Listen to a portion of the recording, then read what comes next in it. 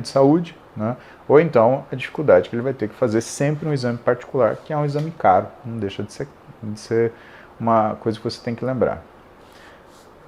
O que é o inconveniente do DEXA é que ele é extremamente, apesar de ser extremamente preciso e acurado, ele é incapaz de avaliar a silhueta, pelo menos era, né? Então ele vai dar com uma aproximação o que é a quantidade de gordura que você tem em cada região do corpo. Já para conseguir corrigir isso, é por isso que muitas vezes a gente combina o que é o DEXA com o plicômetro, o aparelho de dobra cutânea. O BodyPod ele é muito preciso, ele é muito bom para praticantes de atividade física, porém, ele é um método exclusivamente de uso particular para o paciente. Você não vai conseguir fazer esse exame dentro do que é uma perspectiva de operação de um convênio médico. Ele é de operação difícil, né? O paciente mesmo ele tem que ser capaz de uma cognição diferenciada para lembrar a hora que ele tem que respirar, que ele tem que perder a respiração. Não é tão fácil como fazer uma ressonância de tórax, por exemplo, né, onde você tem pontos imediatos muito precisos que você precisa aprender a respiração e soltar. Ele é um pouco mais complicado que isso, né, e ele demanda esse treinamento para ser feito corretamente. E nós imaginamos que demora uns 2 ou 3 exames para esse paciente realmente conseguir fazer esse método de uma forma onde a precisão ela seja bem valorizada, ela seja mais nítida, tá? É um método relativamente novo, novo assim, tem uns 20 anos, né? Se a gente compara com o DEXA, porém, com uma limitação maior ainda, que é, no laudo dele você não tem nenhum dado visual, porque o que ele faz é simular uma pesagem hidrostática, só que você faz isso numa câmara que faz isso com pressão de ar, tá? E a gente tem os exames, as formas de avaliação física que são mais desprezadas, né? Então tem o IMC, que apesar de antigo e arcaico, ele remete ao peso por metro quadrado, mas pode dar uma ideia prévia aproximada da densidade do indivíduo, o que é interessante. A circunferência, ele ajuda a corrigir essas discrepâncias entre o visual e o método de dobras, por exemplo, porque ele mede precisamente a relação entre os segmentos corporais, então a gente tem essa precisão para usar como forma de correção. O que é o inconveniente do IMC? É que é um método quase cego, né? Porém, um aumento de líquido provoca um aumento de densidade, pelo menos ele pode ser útil para chamar atenção para um processo que está acontecendo que não seja desejado. Por exemplo, um aumento de retenção. A circunferência, ela é mais simples e talvez o que possa salvar os objetivos do paciente, já que de uma forma muito direta ele vai mostrar as modificações negativas nas relações entre as circunferências corporais, principalmente cintura e tórax. E é uma forma de medida que ajuda muito quem trabalha online. Por quê? Você não vai conseguir esse paciente sempre faça uma avaliação física fora, ou sempre faça um aparelho de avaliação física, né, no mesmo lugar, com o mesmo aparelho, e aí nos remete a problemas de calibração, por exemplo, como no caso do DEXA. Né, mas que você consegue pegar e mandar uma foto para o seu paciente, falar, olha, eu preciso dessas circunferências daqui, daqui e daqui, desenhado mesmo. Né, e explicar o que são os parâmetros. Olha, quando você for fazer a cintura, a menor circunferência do tronco. Quando você for fazer a circunferência abdominal, meça na altura do umbigo. Né, e assim sucessivamente. E finalmente a pressão arterial. A pressão arterial ela entra na avaliação física. Né? O aumento de pressão arterial no indivíduo ele marca alteração em função de relações à retenção de sódio. Portanto, se retém sódio, retém água. Sugerindo hiperfunção do suprarrenal em algumas situações, né? Seja no sistema renina-angiotensina-aldosterona de forma primária ou secundária, determinado pelo excesso de insulina, de cortisol ou de hormônios androgênios. Ele nunca é utilizado como parte da avaliação física, porém, ele é uma pista extremamente importante para denunciar uma modificação no equilíbrio hormonal desse paciente. Tal indicação é tão valiosa quanto um exame de sangue, já que preferencialmente todos os hormônios esteroides alteram a pressão arterial de uma pessoa e mesmo sem exame de sangue pode-se ter o alerta de que algo não está certo com aquele organismo. Vocês vão fazer para alguns pacientes o que a gente chama de controle de danos. Vocês não vão conseguir tirar completamente o que são os esteroides. Pode ser que você consiga tirar todos os anabolizantes, mas, eventualmente, talvez você não consiga retirar, por exemplo, a testosterona. E um aumento da pressão arterial nesse paciente, ele é um dado importante que precisa até gravidade do estado de saúde dele. Por quê? Porque se tem uma alteração pressórica, muito provavelmente associada a isso, vai ter uma alteração cardiovascular. Né? E normalmente para as pessoas que fazem musculação e consomem esteroides, o que a gente começa a ter é uma alteração do átrio. Tá? Tudo começa por ali, antes de alteração ventricular. Olha, o ideal é que você escolha o seu método de acordo com a sua necessidade. Aqui a gente está fazendo a avaliação do Ítalo Ridney pouco antes dele entrar no palco do Arnold Classics. Tá? E qual é a resposta que a gente precisava? Né? Nós precisávamos entender qual que era a densidade da musculatura do Ítalo. Como vocês podem ver aí, né, existe uma intensidade das colorações dos tecidos que esse ultrassom ele avalia e que para a gente era interessante para mostrar, por exemplo, quanto de carboidrato a gente conseguia entregar para ele. Se o músculo dele estava muito denso, se o músculo dele estava pouco denso, se ele estava com pouco glicogênio muscular. Então dá para você ter o que é uma estimativa usando o ultrassom.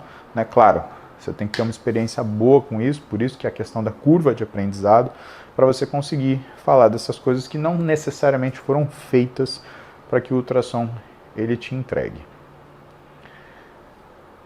E o que a gente tem que entender quando a gente olha para o paciente e vai fazer a inspeção dele? Primeira coisa, a identidade visual de gênero. Tá? E é interessante que você entenda isso para você trabalhar dentro daquilo que são os anseios do seu paciente. Né? Lembra, às vezes, uma das coisas que você tem de contraponto com mulheres, quando elas vêm para você usando esteroide, e você percebe que aquilo precisa ser retirado, é justamente mostrar para ela o que é a alteração de silhueta, ou às vezes a perda da silhueta de curvas que são naturalmente femininas, como por exemplo o quadril, posterior de coxa, né?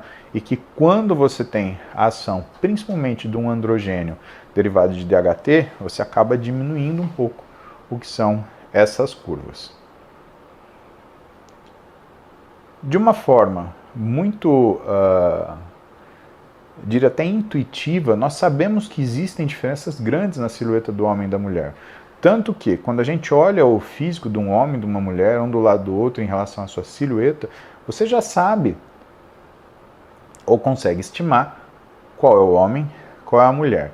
E essas diferenças são tão marcantes que para nós, por exemplo, entrar num banheiro de um estabelecimento comercial, a caricatura da forma humana ajuda com que a gente escolha qual é o banheiro adequado para ser frequentado.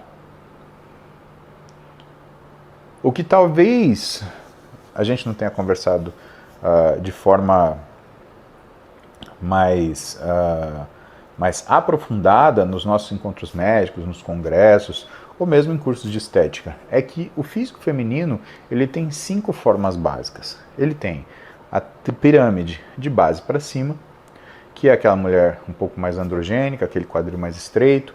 A mulher violão, que é aquela mulher triângulo base para baixo, que é aquela mulher, o típico físico brasileiro.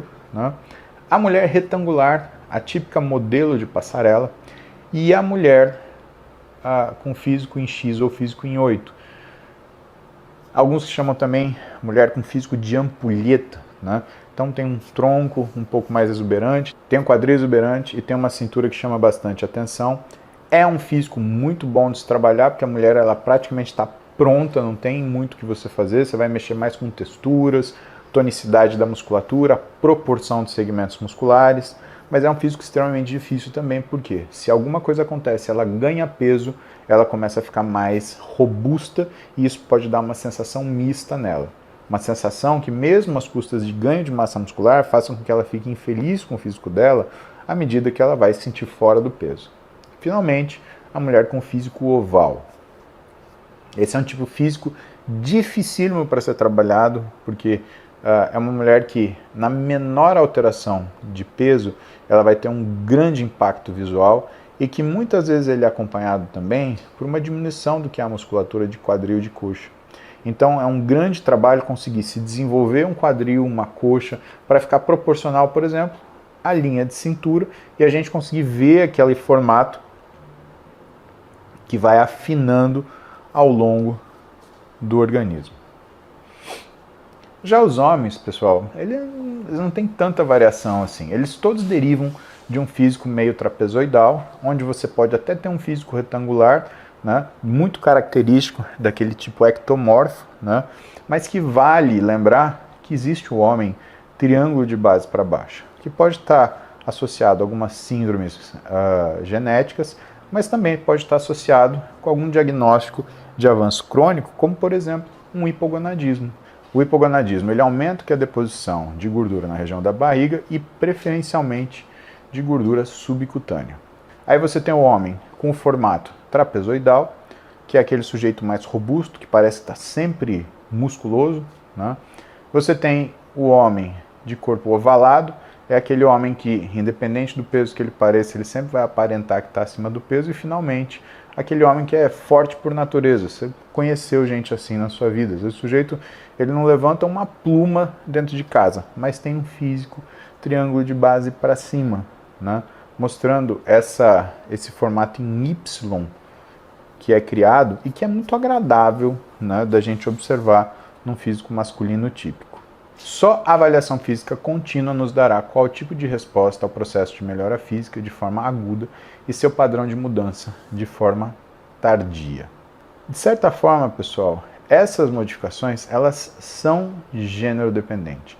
Então, mulheres com obesidade de tronco, elas apresentaram maiores taxas de testosterona e estradiol, além de menores taxas de SHBG do que mulheres de gordura glúteo-femoral.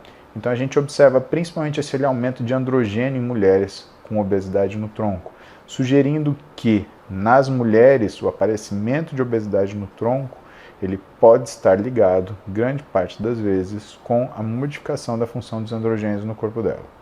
Segundo, o aumento de aromatização de androstenedione em estrona é elevado em mulheres com aumento de gordura nos membros inferiores. Então a gente já começa a fazer aquela correlação do lipedema com função hormonal. Hoje a gente sabe que existem algumas ligações de lipedema, por exemplo, com a função hormonal dos progestagênios. E que além disso existe uma doença inflamatória da gordura, onde muitas vezes o tratamento mais adequado é lipocirurgia. Ah, existe alternativa? Existe. Você pode fazer uma dieta extremamente restritiva para você forçar uma perda de gordura mesmo, e isso pode ajudar no que é a diminuição dessa sensação de gordura excedente que acaba existindo. Porém, a gente tem que lembrar que quando nós abordamos o que são essa transformação, essa aromatização de androstenedione, existe uma hiperfunção da suprarrenal que justifica isso.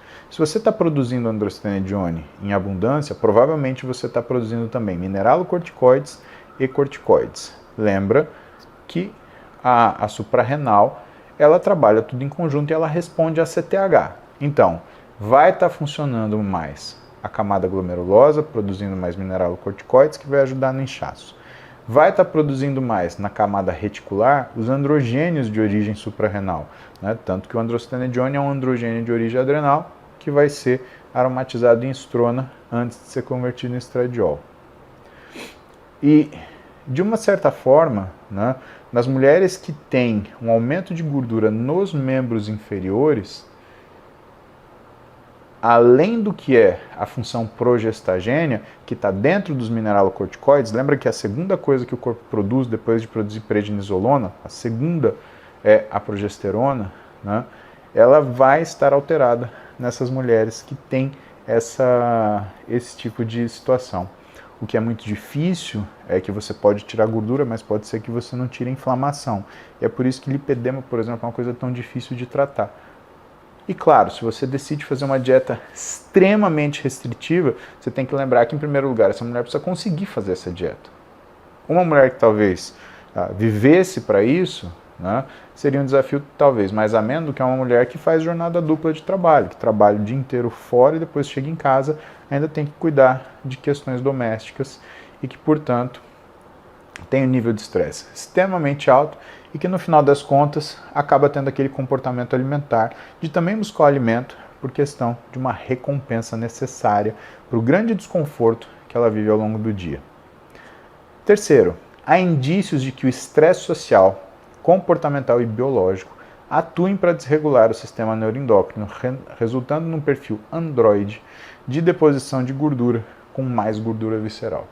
Então aqui a gente pega aquela frase daquelas pessoas mais simples, que fala assim, eu engordo de nervoso. E a gente lembra assim, pô, por que fala isso? Será que não entende que a pessoa quer resolver o que é a ansiedade, o nervosismo dela comendo, né?